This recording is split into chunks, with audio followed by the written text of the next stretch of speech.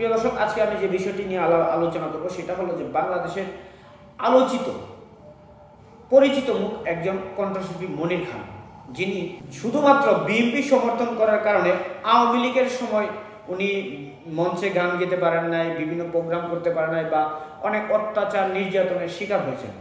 কি কারণে এই কণ্ঠশিল্পী মনির খান বিএনপির সকল পদ পদবি থেকে সাধারণ সদস্য পদ থেকেও পদত্যাগ করে শুধু গানের মঞ্চে কিংবা গানের জগতে থাকতে চাচ্ছেন, সেই ভিডিওটি চলুন দেখে আসি, তারপরে এই নিয়ে বিস্তারিত আরও আলোচনা করব।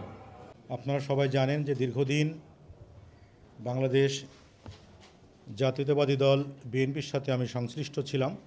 আজ এই সংবাদ সম্মেলনের মাধ্যমে আমি এই দল থেকে পদত্যাগ করার সিদ্ধান্ত নিচ্ছি। তেমন বড় কোনো কারণ নয়, বলতে পারেন সম্পূর্ণ আমার ব্যক্তিগত ইচ্ছা থেকেই। রাজনীতির ভিতরে যে কৌশলগত দিক, রাজনীতির মধ্যেও যেটা রাজনীতি থাকে, এটা আমার জানা ছিল না। এই রাজনীতির মাঠে অনেক চিকন কৌশলের প্রয়োজন হয়, সেটির সাথে তাল মেলানো বড় মুশকিল আমার জন্য। দলের যখন দুঃসময়, আমার যখন সুসময় ছিল, আমার যখন টকবগে যৌবন সঙ্গীতে, দলের যখন পড়ন্ত বিকেল, তখন আমি দলে যোগদান করেছি। আমার বিরুদ্ধে কোনো অভিযোগ কেউ আঙুল তুলে বলতে পারবে না দল থেকে যে মনির খান সুযোগ সন্ধানী একজন। অনেক কিছু চিন্তা করেই আমি সিদ্ধান্ত নিয়েছি। রাজনীতি এবং সঙ্গীত দুটি জনগণের জন্য, দুটিতেই দেশ সেবার সুযোগ রয়েছে। প্রিয় দর্শক, ভিডিওটি দেখেছেন। আমি এর আগে পূর্বে কিছু ভিডিওতে আমি বলেছিলাম যে বিএনপি 5 আগস্টের পর যে ধরনের কার্যকলাপ করছে, তাতে তাদের যারা অরিজিনালি বিএনপি করে কিংবা দেশের যারা আপমর জনতা, যারা মানসিকভাবে কিছুটা বিএনপিকে সমর্থন করতো, তারা ধীরে ধীরে আস্তে আস্তে সরে যাচ্ছে।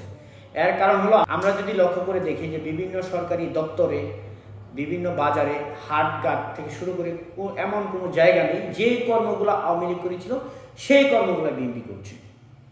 যার কারণে সেই সম্পূর্ণ বিষয়টা হয়তোবা মনির খান বলেনি, কিন্তু তিনি ওনার ভিতরে ক্ষোভটা রেখে দিয়েই উনি বিএনপি রাজনীতি থেকে পদত্যাগ করছেন। না হলে আওয়ামী লীগের সময় এত অত্যাচার জুলুমের পরেও উনি বিএনপি রাজনীতিতে সক্রিয় ছিলেন, কিন্তু এই মুহূর্তে এসে উনি রাজনীতি থেকে পদত্যাগ করছেন।